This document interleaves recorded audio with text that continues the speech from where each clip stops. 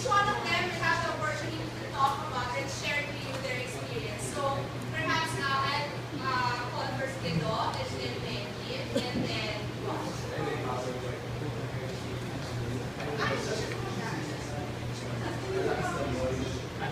Anyway, good afternoon. My name is Guido. I'm part of the Kawil Tours team. Our project was to raise 300,000 supposedly for our own tour boat to operate in Julio, Palawan. Who here knows about Julio?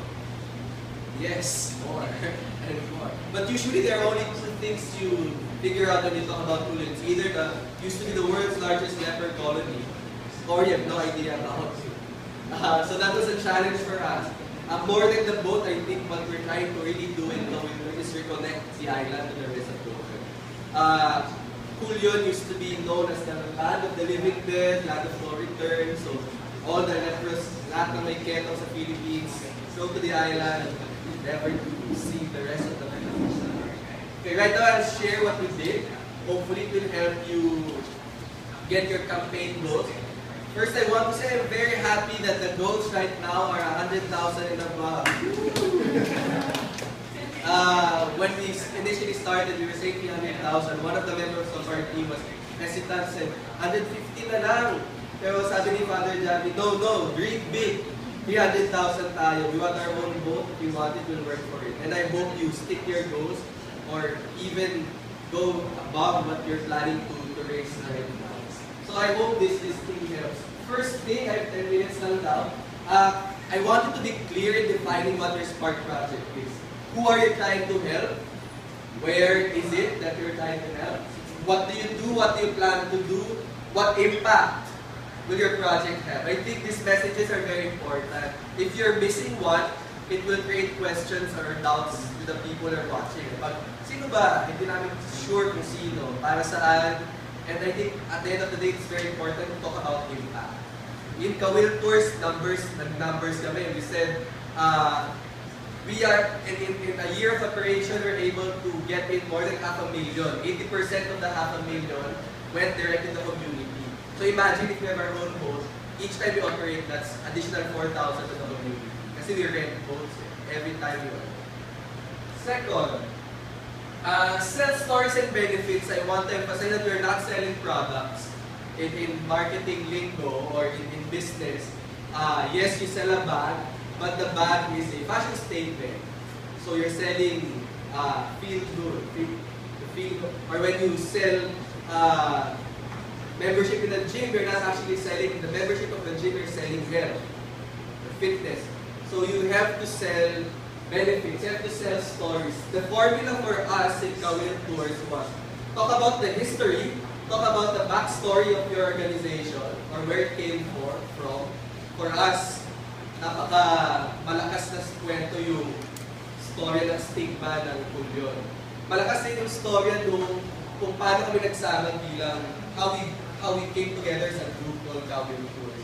So it's not just, it's about the history of the project and the history also of the people who are involved.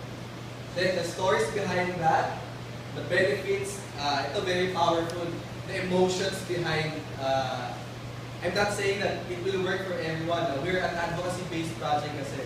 It might be different if you're into technology or into art or culture, baka ibang approach. But what I'm saying, it's a basic formula you can use. You really have to play with emotions here. Then you hit your goal. Next. The video is key. With my experience, the people don't really read the write-up, but they will watch the video.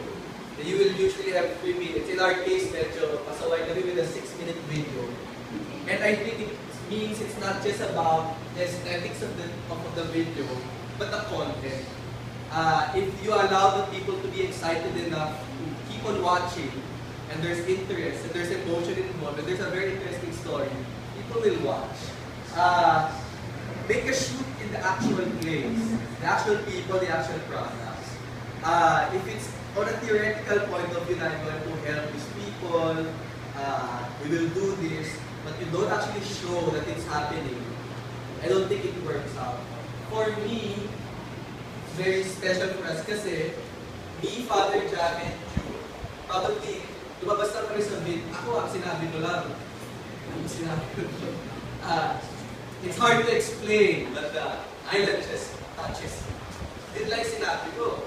Father Javi, nagkwento lang siya na Tulio used to be the largest letter college. Si June sabi niya lang, ang tanong sa kanya, what is 1,000 peso worth of the nation? Sabi niya, it's 1,000 reasons to grow up to the island. Ganun drama. But that's all he said. Probably 30 seconds. And the rest of that 6-minute video, kung dalawa yung nagsasalita. And I think it's a different impact when the people who are actually going to help are speaking and saying, this is ours. Very especially in the video, these two people did not only talk about their benefits for them, but how it benefits others as well. So if you can translate that message in 5 minutes, it will be very powerful. So the video is crucial. I'm not sure, but I want to believe that we were one of the first groups who did a pre-campaign preparation. Ibig sabihin, before the start of our campaign, we were already actually making noise. I was sharing a group earlier that if you start announcing your campaign on day 1, you will lose 3 days, 4 days, because you're just creating steam. Nag-iingay ka pa lang, that's exciting atang. But if you start days before, a week before, probably is good, kasi if it's 1 month before naman, mauubusan din rin ng steam. So I think a week before, kami posting twice a day, every other day, just these simple posters. And nagging people to post as well. Kahit nakakaya, shameless plugs, whatever. But it is crucial. It already creates a mindset in your market, or in the people who will donate, that you're ready for something, that I'm cooking something. So once you come into day 1, people are sure that there's a project. Okay, the very important are your networks. What I told the other groups earlier is that in your phone book, scroll, go through all the names and think of who of those people can donate. Because they will be your primary, this will be one of the biggest contributors to your project. Wholesale versus retail, I saw targets of 100,000, 500,000, 300,000. 500,000 is basically 500 people donating 1,000 each. So in simple terms, that's already 500 people. If there are 5 people in a group, divide that, take 100, 100, 100 people. Ilang ninong nyo, ninang, si mami, si daddy, classmate, best friends. So you'll reach that goal. That's retail. The other hand can go wholesale. You can go to Rotary Club, you can go to whatever clubs that are inclined to what your advocacy. Speak for 1 hour, you might have 30,000, 50,000, 100,000. We go to Rotary Club, talk about it for 30 minutes, chika-chika for another hour, we get 30,000, plus a pledge of individuals, 20,000 pa. So ganun siya kabilis. So you have to also think, you have to work. You cannot rely on Spark Project alone to get your money. You have to work for it. Aside from donors, you also have to get people who can spread the word. If you have blogger friends, if you have madaming followers at Twitter, etc., get them on board. Kasi, for me, the first 3 days are crucial. What I did was to text everyone to donate within the first 3 days. So within 24 hours, they have 80,000. Within 2 days, we have 120,000. And that will create noise. And that will catch up with bloggers or whoever wants to feature you. So you also need people who can talk about you. And when they talk about you, more people will know about you. Next. And first 3 days is crucial. Get people in. You really have to nag people to get your address. So 48 days, we have 183,000. Next. Keep them updated. When there's an update, for example, we'll always do this. We have 61% of our target raised. We'll post it to our Facebook page. Then Spark Project can talk about it also. Or there was a feature in this blog. They talked about that. Keep people updated. During the tweets, I would say, we just raised 30,000 from this group. Tell them that the boat is ready. Malapit na namin makuha yung boat. Please kindly donate more. Now we have the boat, we want life vests. These are ito yung itsura ng life vests. Kindly please donate more. You have to keep them updated, keep them excited about things. Next, malapit na. Lastly, you have to build a community. For me, your transactions with the people who will donate is not a transaction, one-time transaction. They will be crucial to your next projects and in building your project and in building your business or organization. So it's not a one-time transaction. Your word of mouth is very important because you have to have the Spark project now.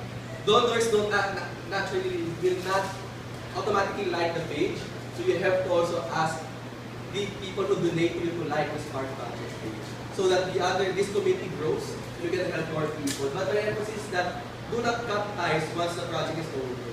We had a Thanksgiving mass after, and we had more commitments during that day. We got 30,000 during the Thanksgiving mass, our last day of campaign. So that 1 hour mass gave us 30,000 pounds. So you have to build a community. It's not a one-time transaction. I told them time anymore. So if you have questions later, I will be happy to answer. Thank you very much.